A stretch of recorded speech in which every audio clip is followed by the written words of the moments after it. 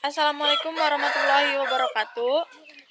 Perkenalkan, saya Pipin Prihatini dari kelas HSB semester 4 akan memaparkan mengenai Fatwa DSN MUI nomor 77 garis miring DSN strip MUI garis miring Romawi 5 garis miring 2010 mengenai jual beli emas secara tidak tunai.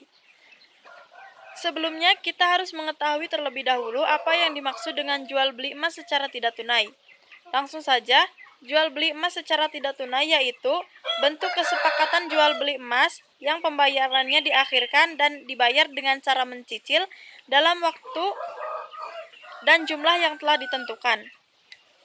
Dalam memutuskan fatwa ini, DSN MUI mengingat kepada ayat Al-Quran, yaitu Quran Surah Al-Baqarah ayat 275, hadis-hadis, kaidah usul dan kaidah fikih, serta pendapat ulama mengenai jual beli emas secara tidak tunai.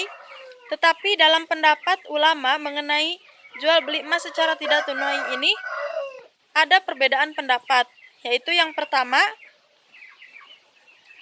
ada yang membolehkan dengan alasan bahwa emas ini bukan termasuk harga lagi, tetapi merupakan suatu barang. Nah, sedangkan yang kedua yaitu ulama yang melarang jual beli emas secara tidak tunai dengan alasan bahwa emas ini merupakan nilai atau mata uang. Nah, tetapi dalam fatwa DSN MUI nomor 77 ini memutuskan bahwa hukum jual beli emas secara tidak tunai itu diperbolehkan, baik dalam bentuk jual beli biasa ataupun dalam bentuk jual beli murabahah, selama emas ini tidak menjadi nilai tukar yang resmi.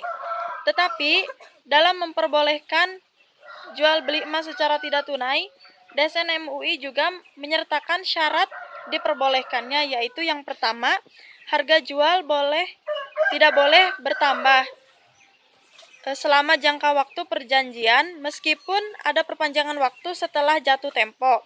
Yang kedua, emas yang dibeli dengan pembayaran tidak tunai boleh dijadikan sebagai jaminan atau rohan.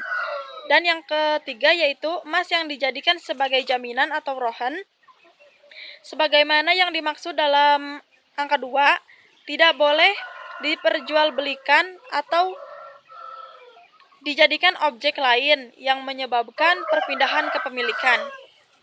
Nah, keputusan fatwa MUI ini diperbolehkan karena hukum Islam sendiri itu mengikuti perkembangan zaman. Jadi, walaupun pembolehan jual beli emas secara tidak tunai ini mengambil pendapat ulama yang minoritas, tetapi itu ulama yang saat ini. Jadi maksudnya untuk hukum pada saat ini, karena ulama yang melarang itu pada zaman dahulu emas itu dijadikan sebagai nilai alat tukar atau seperti uang. Sekian pemaparan dari saya. Wassalamualaikum warahmatullahi wabarakatuh.